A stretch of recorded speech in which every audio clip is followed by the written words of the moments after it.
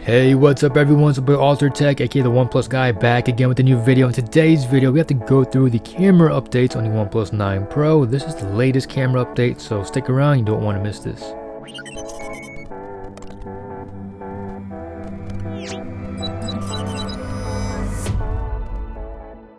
Alright guys, so for this phone, which is $1,069, we are on update number 7. With update number 7, you do have reduced power consumption in specific scenarios. You know, they're very much vague when it comes to these updates. Fix known issues and improve stability.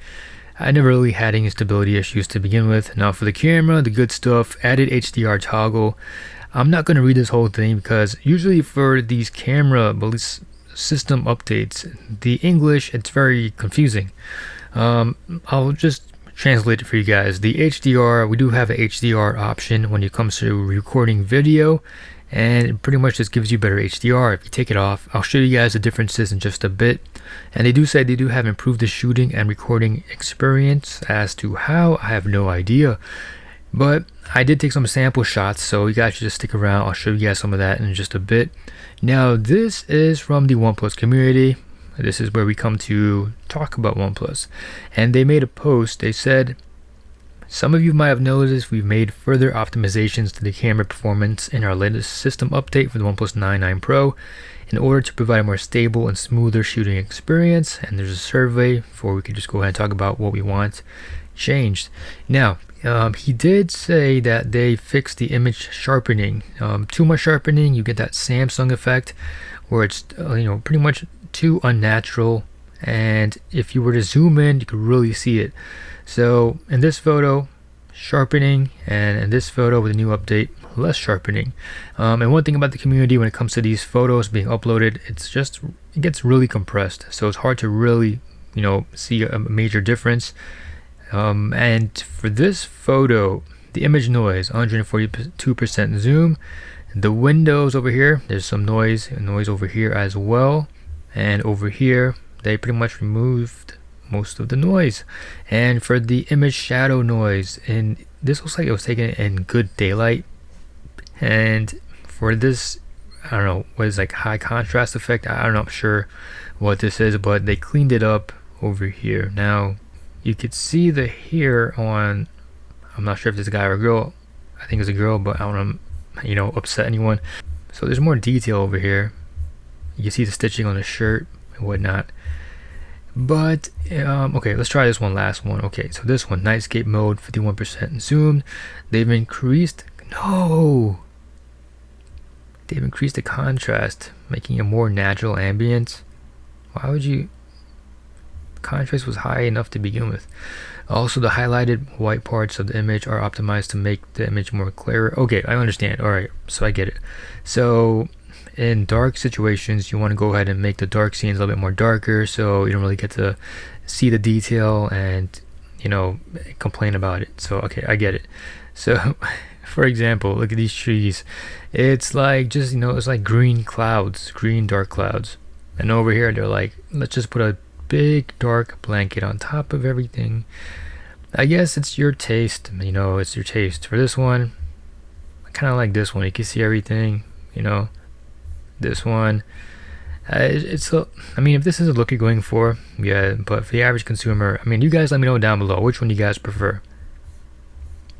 Okay, so that's their stuff. Now let's go to my stuff. So I have 4 clips, one with HDR on and one with HDR off, and I'll play with them for you right now. And honestly, I've seen some much of a difference in the darker areas. It's a lot more brighter, everything seems a lot more balanced with the HDR feature on, and which makes me wonder why they would put an option for this. I mean, why would you want to take HDR off for video recording? That is a good question. I guess it just gives you more control. That's a question for OnePlus. I know that's for them to answer.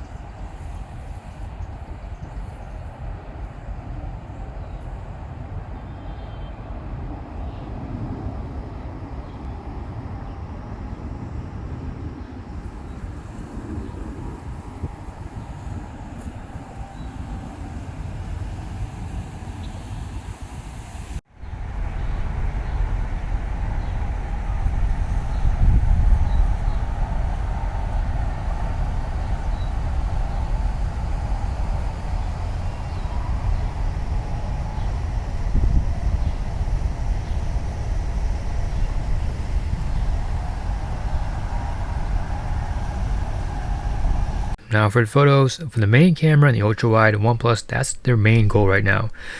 The telephoto, if the telephoto lens was really good, I would have recommended this phone to anyone for over $1,000.